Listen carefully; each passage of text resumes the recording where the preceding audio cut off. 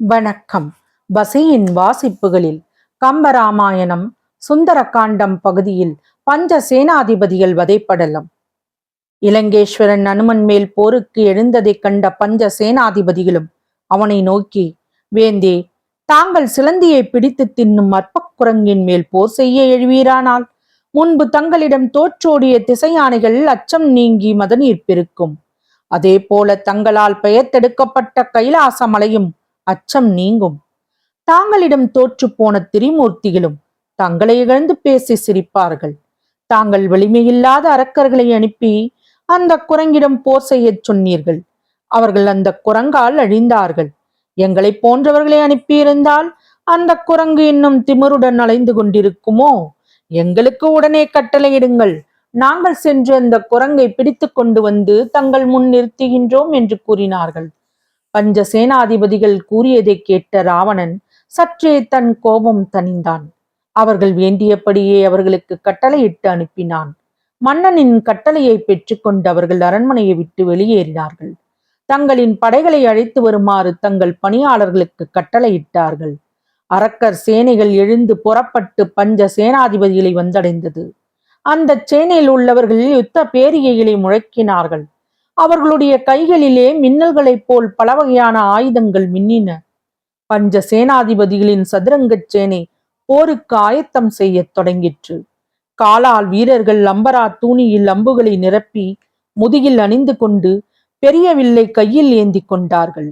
குதிரைகளுக்கு சிறந்த சேனங்கள் அணிவிக்கப்பட்டன. தேர்கள் சித்தம் செய்யப்பட்டன. யானைகள் அலங்கரிக்கப்பட்டன.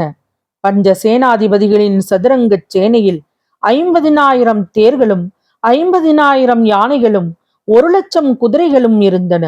2,00,000 காலால் வீரர்கள் இருந்தார்கள். படைகளின் நெருக்கத்தால் ஒன்றோடு ஒன்றி உரசிக்கொண்ட ஆயுதங்கள் பேரொளி எழுப்பி தீப்பொறிகளை கக்கின. மாருதியுடன் போர் செய்ய புறப்பட்ட அந்த பஞ்ச சேனாதிபதிகள் முனிவர்களுக்கும் தேவர்களுக்கும் எப்போதும் உட்பகையான பஞ்ச சேத்திரியங்களைப் போல பகைவர்களுக்கு உபத்திரவம் செய்யக்கூடியவர்கள். இந்திரனின் வலிய வஜ்ராயுதமும் வருணனின் வலிய பாசாயுதமும் யமனின் வலிய தண்டாயுதமும் சிவனின் வலிய சூளாயுதமும் ஆகிய இவைகளில் ஒன்றும் ஊசி குத்துவதால் ஏற்படுகின்ற ஒரு வடுவியும் செய்ய மாட்டாத பெரிய தோள்களை படைத்தவர்கள். சூரபதுமனை கொன்ற முருகப்பெருமானின் வாகனமாகிய மயிலின் வாளிலிருந்து பீத்த வலிய இறகுகளையும் பூமியை படைத்த பிரம்மதேவனின் வாகனமாகிய அன்னப்பறவையின் இறகு சட்டையிலிருந்து பீத்த வலிய அழகிய சிறகுகளையும் இடையிடையே வைத்து முறுக்கி தொடுக்கப்பட்ட வீரச் சூட்டிகையை நெற்றியின் மீது கட்டியிருப்பவர்கள். முன்பு ராவணனுடன் போர் செய்ததால் ஒடிந்து போன திசையானைகளின் தந்தங்களில் இருந்து கடைந்து செய்யப்பட்ட காதணிகளை அணிந்தவர்கள். திசையானைகளை விட தேவேந்திரனின் ஐராவதம் என்று சொல்லப்படுகின்ற சிறந்த யானையின் முகப்படாத்திலிருந்து செய்யப்பட்ட வீர பட்டத்தை அணிந்தவர்கள்.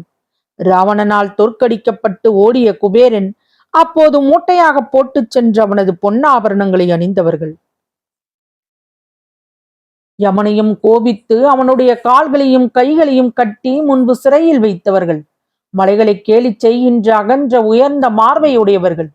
பெரிய கடலின் அலைகளை ஏளனம் புரிகின்ற நீண்ட தோள்களை பெற்றவர்கள்.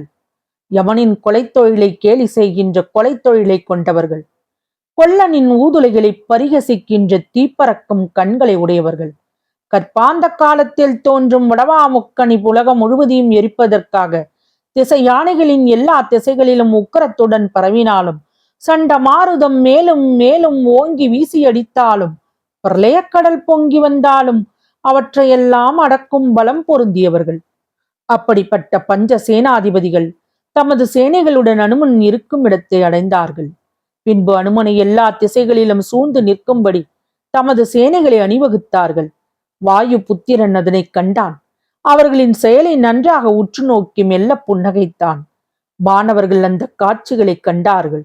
அதனால் அனுமனிடம் பெரும் அன்பு கொண்டு பஞ்ச சேனாதிபதிகளின் வலிமையை எண்ணி அஞ்சி நடுங்கினார்கள். பல கலைகளை கற்றுணர்ந்த அனுமன் தன்னை சூழ்ந்து நின்ற அரக்க சேனையை கண்டு இச்சேனை முழுவதும் ஒரு பகற்பொழுதிக்குள் என்னால் அழிவது நிச்சயம் என்று எண்ணினான். அதனால் பெரிதும் மகிழ்ந்தான். தன்னை சூழ்ந்து கொண்ட அரக்கச்சேனையை அலட்சியமாக 4 திசையிலும் பார்த்துவிட்டு தன் தோள்களையும் பார்த்து கொண்டான் அனுமன். அனுமனோடு போர் செய்ய வந்த அரக்கர்கள் அவனை நன்றாக பார்த்தார்கள். இந்த அற்ப குரங்கோ தேவர்களையும் வென்ற அரக்கர்களையும் அழித்தது என்று தங்களுக்குள் கூறிக்கொண்டார்கள். அப்பொழுது அனுமன் தேவேந்திரனின் நகரான அமராவதி பட்டணத்தில் இருந்து அசோகவனத்தில் கொண்டு வந்து வைக்கப்பட்டிருந்த தோரண வாயிலின் மேலே நின்றபடி பேருருவம் கொண்டான். வாயு புதல்வனின் அந்த பெரும் வடிவத்தைக் கண்டு அரக்கர்கள் அஞ்சு நடுங்கினார்கள். ஆனால் சிறிது நேரத்திற்குள் அந்த அச்சத்தை விட்டுவிட்டு அவன் மேல் கோபம் கொண்டு போர் செய்யத் தொடங்கினார்கள். அனுமன் மேல் அம்புகளை ஏவினார்கள். அதே சமயம் சங்குகளும் முரசங்களும் ஒலித்தன. அரக்கர்கள் மேன்மேலும் கொடிய ஆயுதங்களையும் அம்புகளையும் தீப்பொறி கக்கும் மழுக்களையும் அனுமன் மேல் வீசி எறிந்தார்கள். ஆனால் ஸ்ரீராம தூதனானோ அவற்றையெல்லாம் பொருட்படுத்தாது இருந்தான். அவ்வாயுதங்களும் அம்புகளும் அவனுடைய தினவுகளை இதமாக சொரிந்து விடுவது போல் இருக்க ஆனந்தமாக கண்மூடிக்கொண்டு இனிதிருந்தான். சற்று நேரம் அப்படி இருந்த அனுமன் அந்த அரக்கர்களுடன் போர் செய்ய முற்பட்டு அங்கிருந்த ஒரு இரும்பு தூணை கையில் எடுத்துக்கொண்டான். அந்த தூணால் தன்னை தாக்க வந்த ஆயுதங்களையும் அரக்கர்களையும் யானைகளையும் குதிரைகளையும் அடித்து நொறுக்கினான். அவன் தனது கால்களாலும் மற்றொரு கையாலும் மற்றும் பல அற்புதங்களை செய்தான். அனுமன் தனது 2 கைகளிலும் 2 பெரிய தேர்களை எடுத்து யானைகளின் கூட்டத்தில் எறிந்து அவற்றை அழித்தான். வாயு புத்திரனின் வீரச் செயலைக் கண்டு தேவர்கள் மகிழ்ந்தார்கள். பஞ்ச சேனாதிபதிகள் ஆத்திரம் கொண்டார்கள். அதனுடன் போர் புரிய விரைந்து அவனை நெருங்கினார்கள். தங்கள் விற்களில் நாணேற்றி அஞ்சனா தேவியின் மகன் மீது ஆயிரக்கணக்கான அம்புகளை எய்தார்கள். அத்தனை அம்புகளையும் தனது ஒரு கையினால் பிடித்து பிசைந்து அழித்துவிட்டு அனுமன் அச்சேனாதிபதிகள் ஒருவனுடைய தேரை அழித்தான். அதனால் கோபம் கொண்டு அந்த அரக்கன் அனுமனை தாக்க அனுமன் பதிலடி கொடுத்தான். உடனே அந்த அரக்கன் கதறிக்கொண்டு கீழே விழுந்து இறந்தான். மற்ற 4 சேனாதிபதிகள் அதனை கண்டு உக்கிரமடைந்தார்கள். கண்கள் தீப்பொறி பறக்க அனுமனை நோக்கி விழித்தார்கள். தங்கள் ஆயுதங்களால் முன்னிலும் வேகமாக அவனை தாக்கினார்கள். அனுமன் முன்போலவே அவர்களில் ஒருவனின் தேரை அழித்து அவனையும் கொன்றான். இப்படி தன்மேல் கோபத்துடன் பொங்கி வந்த அரக்கர்களின் தலைவர்களாகிய பஞ்ச சேனாதிபதிகளையும் கொன்று குவித்து வெற்றி வாகை சூடினான்.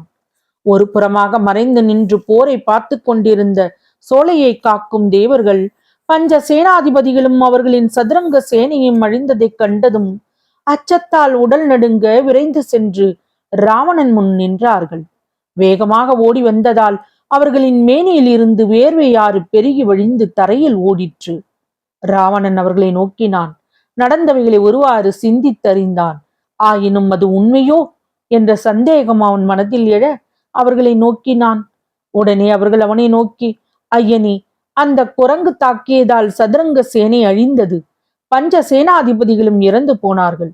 இப்போது அந்த குரங்கு தன்னோடு போர் செய்வதற்கு ஒருவரும் இல்லாததால் சோம்பல் கொண்டிருக்கின்றது என்று உண்மையாக நடந்த செய்தியை அவனுக்கு தெரிவித்தார்கள். தொடரும். வாசிப்புகள் பிடித்திருக்கும் என்று நம்புகிறேன். எனக்கு சப்ஸ்கிரைப் செய்து லைக் செய்து ஷேர் செய்யவும். தங்களின் மேலான கருத்துக்களை கமெண்டில் பதிவிடவும். அதுவே எனக்கு உற்சாகமூட்டும். நன்றி.